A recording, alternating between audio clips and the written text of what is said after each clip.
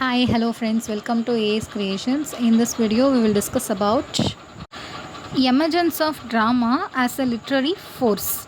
Before going to this video, please like, share and subscribe my channel. First வந்து பார்த்திங்கன்னா English ட்ராமான்றது modern ஏஜில் 2 கேட்டகரியாக வந்து divide ஆகிருக்கு. அதில் ஃபஸ்ட்டு கேட்டகரின்னு பார்த்திங்கன்னா நேச்சுரலிஸ்டிக் ப்ரோஸ் ட்ராமா அப்படின்னு வந்து டிவைட் பண்ணியிருக்கிறாங்க.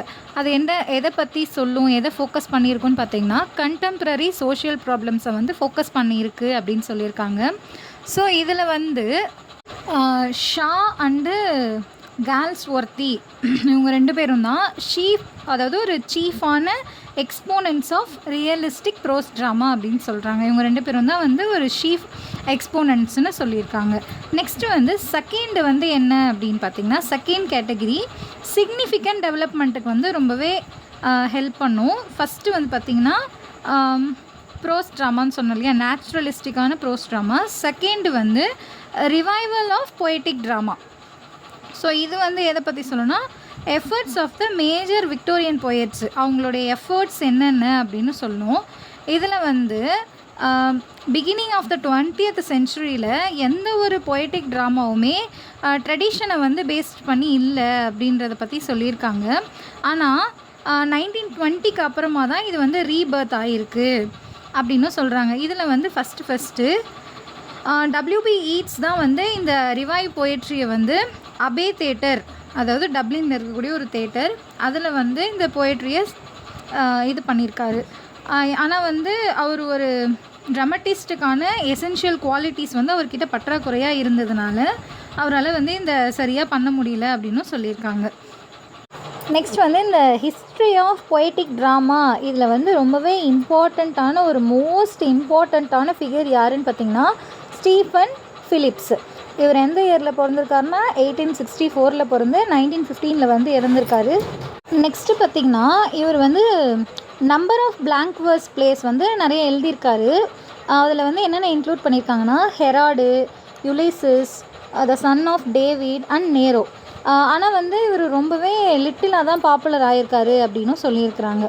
ஓகேங்களா. நெக்ஸ்ட்டு வந்து மேஸ்ஃபீல்டு. இவர் வந்து எப்படிப்பட்டவர்னு பார்த்திங்கன்னா இவர் ரொம்பவே எக்ஸ்பிரிமெண்டடான ஒரு பர்சனு. பொயட்டிக் ட்ராமாவை பொறுத்த வரைக்கும் இவர் நிறைய எக்ஸ்பிரிமெண்டடான விஷயங்களை வந்து பண்ணிகிட்டே இருப்பார். இருந்தாலும் இவர் வந்து காட் அண்ட் பாட்டம் லேயோட கம்பேர் பண்ணும்போது இவர் கொஞ்சம் லிமிட்டடான சக்ஸஸ் தான் இவரோட லைஃப்பில் வந்து ஏர்ன் பண்ணியிருக்காரு அப்படின்னு சொல்கிறாங்க. நெக்ஸ்ட் வந்து காட் அண்ட் பாட்டம் லே பற்றி பார்த்திங்கன்னா அவர் வந்து 1874 பிறந்து 1948 இறந்துருக்காரு.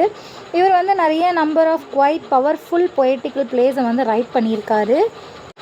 இவருடைய ஹோப்புன்னு பார்த்திங்கன்னா ஃபுல் அண்ட் ஃபுல் வந்து அவர் இந்த மாதிரியான ஃபார்ம் ஆஃப் பிளேலாம் வந்து அமாட்டியர் தியேட்டரில் தான் இருக்குன்ற மாதிரி அவரோட ஹோப் ஃபுல்லாகவே அதில் தான் கொடுத்துருக்காரு.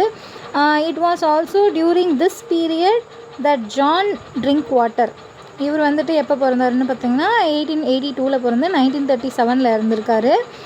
இவர் தான் வந்து இந்த கெரியர் வித் பொயட்டிக் ட்ராமாஸை வந்து பிகேன் பண்ணியிருக்காருன்னு சொல்லியிருக்கிறாங்க. அது மட்டும் இல்லாமல் நிறைய பாப்புலாரிட்டியுமே வந்து இவர் அச்சீவ் பண்ணியிருக்கிறாரு. இவரோட such plays like the storms, the god of quiet and X20 இந்த மாதிரி நிறைய works, a night of the Trojan war.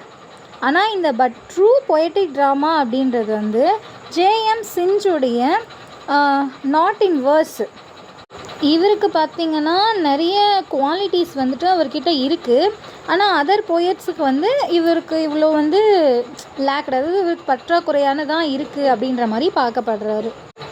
At this point we way mention the work of Lord Dunsany. இவரோட ஒர்க்கை வந்து மென்ஷன் பண்ணுறாங்க. இவரோட கெரியர் பார்த்திங்கன்னா as a ட்ராமட்டிஸ்ட்டாக வந்து இவர் எப்போ அவரோட கெரியரை ஸ்டார்ட் பண்ணுறாருன்னா 1909 வந்து ஸ்டார்ட் பண்ணுறாரு. With the staging of the glittering gate, அது மூலியமாக தான் அவர் ஸ்டார்ட் பண்ணுறாரு. One of the best exponents of the one act play. இவர் தான் வந்து ஒரு பெஸ்ட்டான எக்ஸ்போனண்ட்டுன்னு சொல்கிறாங்க. எதுக்கு அப்படின்னு பார்த்திங்கன்னா ஒன் ஆக்ட் பிளேக்கு. அது மட்டும் இல்லாமல் இவர் என்ன மெரிட்ஸ் பண்ணுறாருன்னா inclusion in any consideration of poetic drama அப்படின்னு சொல்லியிருக்கிறாங்க.